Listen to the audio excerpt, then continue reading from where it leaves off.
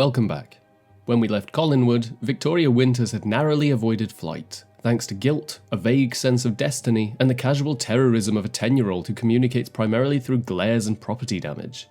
Today we'll descend into episodes 6 through 10. There are some places in Collinwood that even the ghosts don't really want to go to. The basement, for example, where secrets go to rot, where things are locked away, where governesses wander without permission. Victoria, ever the heroine of Gothic Governess Monthly, has ventured into the basement looking for David. What she finds is a locked door, silence, and a sudden case of dramatic lighting failure. The bulb doesn't turn on when she pulls the chain, but the studio floods with light anyway, the haunted glow of technical difficulties. As she pounds on the door, footsteps approach. She turns, and there he is, a man glaring at her from the stairs. This is Matthew Morgan, played by George Mitchell for now. He'll be replaced later on like some other people, so again, don't get attached. He accuses Victoria of snooping, of lying, of trying to hurt Elizabeth. And then he grabs her. Elizabeth stops Matthew before he shakes the truth out of Victoria and introduces him as her most loyal employee. Victoria is stunned. As introductions go, it's less welcome to the team and more this is my personal bodyguard. Matthew explains that he was just trying to do his job. Victoria was rattling the storeroom door. He thought she was a burglar, or worse, a question asker. Elizabeth calmly tells Victoria that the door is always locked. David would never go down there, and with that lie firmly in place, she sends Victoria upstairs while she checks again. Spoiler, David is down there, inside a crate, like a cursed jack-in-the-box. Elizabeth finds David and gently asks why he's hiding. He flinches, fearing a slap. She tells him she doesn't hit children. He insists that Victoria wants to hurt him, that she's spying, that she's keeping his mother from returning. Elizabeth reminds him that Victoria also has no parents, that she understands loneliness, that she's not the enemy. In the drawing room, Victoria and Matthew awkwardly reintroduce themselves. She tries small talk, he responds with the cold biography of loyalty. Matthew was hired 18 years ago after Elizabeth's husband vanished. Elizabeth fired the entire staff and gave him a house and a job for life. He doesn't know what happened to Mr. Stoddard, and he doesn't ask. Victoria dares to suggest a question. He tells her firmly to mind her business. It's the timeless motto of Collinwood, shut up and dust around the secrets. Elizabeth tries to connect with David using some old books that once belonged to Roger. David naturally rejects them like cursed objects. He thinks his father hates him. Roger's even told him so. Back upstairs, Carolyn, the eternal nosy meddler, tries to nudge Victoria toward questioning her mother again.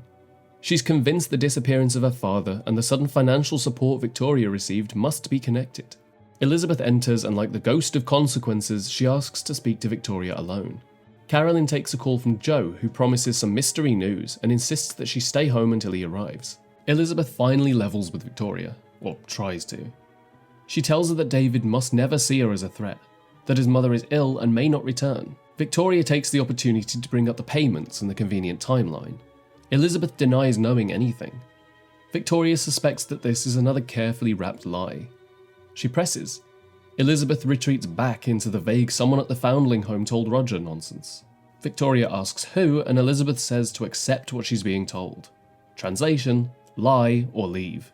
Victoria storms out and goes to call the foundling home herself, but hangs up when Carolyn re-enters. Victoria wants a ride into town, and Carolyn gives her the keys instead. Elizabeth hears the door, and Carolyn tells her mother that it's one of the ghosts starting to rattle around. And so begins episode 7. Sam Evans staggers home with drinking on his mind. Just as he lifts his glass, Roger slithers through the door. Roger asks where Sam was last night. Sam doesn't know or won't say. Either way, it's deeply unconvincing. He does admit to knowing that Burke Devlin was in town, which sends Roger into another spiral of misplaced entitlement. At the Collinsport Inn, Maggie recognises Burke, who doesn't recognise her until she reminds him that she's the daughter of the man who never finished painting him. Burke claims that he's back in town to finish business. Maggie doesn't buy it, but she knows better than to pry. She alludes to her father's drinking and heads off back to her coffee pot. Victoria enters desperate for change on her telephone. Maggie says she's brave for living at Collinwood, which to be fair is the nicest way anyone's ever been called doomed. Burke spots Victoria, pretends to stumble upon her accidentally, and follows her like a haunted bloodhound. Burke and Victoria sit down for what he insists is just a simple cup of coffee. Mitchell Ryan struggles with his lines here. Like, really struggles. He pauses, he repeats himself, and generally sounds like he's reading a ransom note. But it kinda works. They talk in circles. Burke's trying to learn what she knows, Victoria's politely pretending she's not being interrogated. It's the world's worst small talk. Roger, meanwhile, is learning that his plans and his ego are collapsing beautifully. He calls Collinwood and learns that Victoria has already left. He storms to the inn where Maggie tells him that Victoria and Burke are having coffee in the next room. Roger gives her a withering look and then walks out. Maggie tells Victoria that Roger was just there. Meanwhile, Burke goes on about getting spanked at Collinwood as a child for looking for ghosts. He reminisces about the haunted halls and how no boy could resist them. Victoria, eyes full of disbelief, says that she doesn't believe in ghosts. He questions her. After staying in that house, you don't believe in ghosts? It's a lovely, healthy dose of implied spectral gaslighting. Maggie tries to warn her father that Burke is on the way, but she's too late. Burke appears at the door like a handsome curse. Sam is halfway to blackout and fully to breakdown and wants him gone. Burke fakes warmth and Sam tries to hold the line. There's a heaviness in the air, something unspoken and rotting between them. Meanwhile, Victoria finally gets to the phone. She asks for Miss Hopewell from the Hammond Foundling Home. She says it's important. Very important. And we end the episode not with answers, but with a dial tone. It's now the morning after Victoria's little field trip into the truth, and Elizabeth is in full Snoop mode. She finds the window in Victoria's room open like a scream and a letter lying on the floor. Naturally, she reads it. Apparently nothing is private in Collinwood. Carolyn walks in on this delightful act of boundary obliteration and dares to question her mother's mysterious obsession with Victoria. Why hire a governess from New York when Bangor is next door? Elizabeth sticks to the story. Roger knew someone. Carolyn doesn't believe a word and tells her mother that Victoria may have gone into town to fact-check this fairy tale. Carolyn exits in a cloud of hairspray and suspicion, and Elizabeth just goes back to Victoria's mail like a raccoon in a trash bag. At the Foundling Home, Miss Hopewell tells Victoria what she knew. No one there has ever heard of Elizabeth or Roger. I just want to say RIP to the character of Miss Hopewell. This is the last time we'll see her. It's quite sad because I actually quite liked her, and she's played by Elizabeth Wilson, who most people know as playing Abigail Craven in the Addams Family movie. Back at the Mansion of Dysfunction, Elizabeth begins unravelling. She's considering firing Victoria because she likes to look into the shadows, which is rich coming from a woman who spent 18 years hiding in them. Carolyn throws herself into the fray and begs her mother not to fire Victoria, desperate to keep the only friend she's ever had since birth apparently. Elizabeth says that Carolyn doesn't need Victoria because she has Joe, and she can finally escape this mausoleum. Emotional blackmail, a Collins family tradition. Joe arrives with flowers and some shocking news. He's been promoted off the boats and into the cannery office. $25 a week more, which is, like $250 a week in today's money. Carolyn is overjoyed, until Joe ruins everything by proposing marriage again. Elizabeth sweeps in with tea and tactless timing, congratulating Joe and prompting Carolyn to imply that her mother orchestrated the whole promotion to push them towards marriage. Elizabeth undercuts that by saying she approved the promotion because it would make marriage easier. Carolyn practically hisses, and Joe wilts.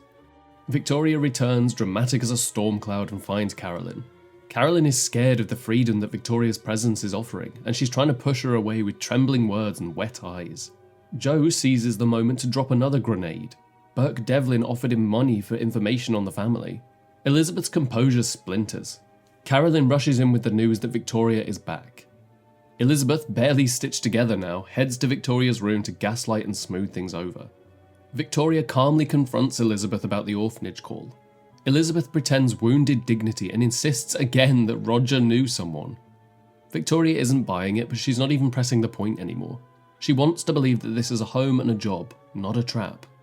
Elizabeth softens and tells Victoria that she's very important to her and Carolyn, but she delivers a warning too. Collinwood is not for digging. Ask no questions, be grateful, wear your pinafore, and shut up. Miss Hopewell is writing a letter to Victoria. She mentions a visit from a magazine writer who eventually confessed to being private investigator Wilbur Strake. She asks Victoria, do you know him or who hired him? And the episode ends on that. Sharp, suspicious, like a knife drawn beneath a table. So now we've got Wilbur Strake sniffing around, Burke knows too much, Joe's hopes are crushed under Carolyn's fear, and Elizabeth is a grand piano of secrets about to fall on someone's head. Victoria only came here looking for a job and answers, and all she's found are ghosts, liars, locked doors, and private detectives. And she's still on her first day. Episode 9 opens at the Collinsport Inn, where a rugged sea captain and part-time meddler Bill Malloy tries to get Burke Devlin on the phone. Burke hangs up faster than a teenager caught sneaking out. Unfazed, Bill storms Collinwood with a folder of very important paperwork, demanding Elizabeth's immediate attention. They seal themselves away in the drawing room. When that door closes, you know the truth is about to start bleeding. Inside the mahogany tomb of the drawing room, Bill asks to use the phone while Elizabeth browses through contracts she has no intention of signing. But Elizabeth knows this is about Burke, not business. Bill admits that he saw Burke last night. The temperature in the room drops. Carolyn enters oblivious to the tension and sweet-talks Bill like the doting sea uncle he is. Once she swans off, Bill lays it out. Carolyn has to marry Joe, immediately. Because something terrible is coming and Bill doesn't want Carolyn to be a witness to whatever revenge Burke Devlin has planned. Elizabeth scoffs at the idea that Burke would hurt her, but Bill isn't so sure.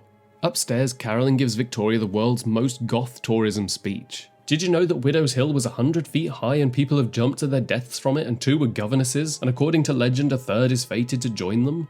Carolyn is thrilled that Victoria hasn't been fired, and in the same breath she confesses her own cowardice, hatred of the house and jealousy of Victoria's mysterious past and dashing new acquaintance Burke Devlin. Downstairs, Bill continues his motivational speech, saying that Burke spent time in prison and came back rich, bitter and unafraid. Elizabeth hears a knock on the door, and for one glorious moment she's terrified. But when she opens it, all she finds is a broken teacup. Elizabeth's giddy with relief, which alarms Bill more than the incident itself. A broken cup is bringing her comfort? She's unraveling. Victoria writes a letter and Carolyn offers with exaggerated casualness to mail it from the hotel. Vicky sees right through her plans to go and see Burke Devlin and pastes a stamp on it with militant grace, telling Carolyn that there's no reason to go to the hotel now. Bill meets Carolyn downstairs and tries to pitch a trip to her like it's a romantic getaway. Carolyn immediately sees through it and nukes the plan. She knows they're trying to keep her away from Burke Devlin. At the inn, she drops Victoria's letter into the mail slot, and then like the chaos princess she is, she just calls Burke's room and asks to come up. And so we hit episode 10, a milestone by number if not merit. Back at Collinwood, David, the gothic little goblin, slinks in like he's smuggling secrets up his sleeve. He hides behind the furniture, spying on Elizabeth, who is yet again on the phone with Roger, who insists that she subdue Victoria. Subdue her? What is she, a tiger at a circus? Elizabeth hangs up and tells David that yes, she knew he was there all along. David insists that he didn't break the teacup. It was the ghosts. At the inn, Burke Devlin calls the front desk and asks for an important call in 30 minutes. He then very casually places an official-looking document right on the couch in plain view. Enter Carolyn, chirping and oblivious. Burke, playing the bashful bachelor, insists that she's his first visitor since returning to town. Carolyn doesn't even blink. She just wants to know why is her Uncle Roger so terrified. He dodges the question and disappears into the kitchen, where he can absolutely hear her picking up the letter and reading it. $500,000 and an escape plan. It's all a performance, and Carolyn is the rapt audience of one. David is currently doing what he does best, sulking, and this time he's playing with his toy robot because the show had apparently $3 in props. He hides when his father returns. Roger, as usual, is already halfway into a drink before he speaks. Elizabeth is unimpressed. Roger's furious that Victoria was seen in town talking to Burke, as if it's 1850 and women shouldn't speak to strangers without a chaperone. Roger suggests that Victoria is dangerous. He also says that David, his own child, belongs in an institution. Elizabeth is unmoved. She reminds him that she banished him from Collinwood 10 years ago and only allowed him to return because of David. And Roger has the gall to act offended. Then David, ever stealthy, accidentally activates his robot. He and Roger have a tense face-off. David calls back memories of Roger and his mother Laura fighting about Burke. Roger grabs him, snarling, and David responds with, "I hope Burke gets even." Back at the inn, Burke has gone into his one-man show for Carolyn. He spins stories of exotic travel and glamorous business deals. Let's forget the whole 5 years in prison bit, shall we? Carolyn starts to poke holes in his narrative, but he gets his perfectly timed important call. Carolyn is thoroughly charmed. The trap is working. He's feeding her breadcrumbs and watching her build the story herself. At Collinwood, Elizabeth dozes and mutters about ghosts. Same. David enters, his hands visibly filthy. He clutches something that he says is a seashell. Elizabeth asks to see it. David refuses and bolts upstairs. But then, the door opens again, and Carolyn returns. And with her, Burke Devlin. He is officially in the house. So where are we? Roger is rotting from the inside out, Burke is baiting a trap, and Carolyn is playing chess without knowing the rules. Meanwhile, Victoria Winters, the actual star of the show, is missing from this episode. We'd reached the end of episode 10, the end of our second weekly arc. It's our first real cliffhanger. The storms over Collinwood are gathering like Elizabeth's nerves. I'm really enjoying revisiting this series, and especially doing it this way. If you know anyone that likes Dark Shadows, share the video with them. I'd love to have more people on this journey. I hope you'll come back next time, where we'll go through episodes 11 to 15 and cover the third week of Dark Shadows.